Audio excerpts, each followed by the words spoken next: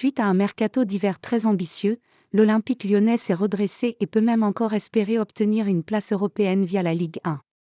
Certains reprochent à l'OL d'avoir été excessif.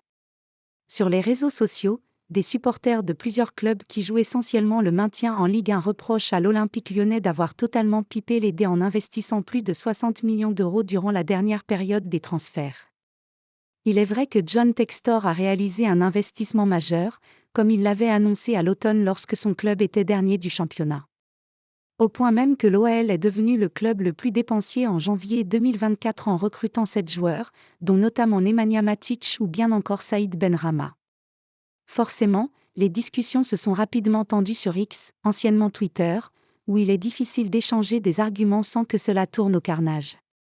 David Friot estime que ces accusations sont fallacieuses et il a tenu à y répondre sans se défausser.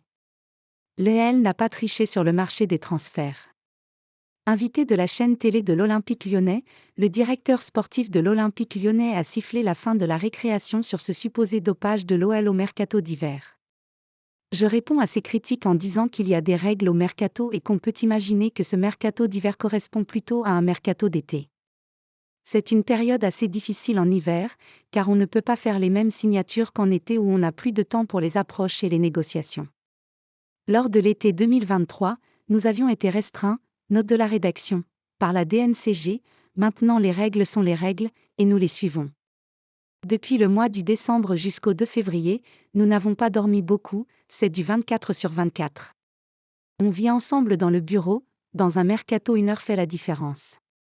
C'est le timing qui compte, et pour ça John Textor a été fantastique, car le décalage horaire était énorme pour lui, a confié le dirigeant arrivé de l'Olympique de Marseille l'été dernier.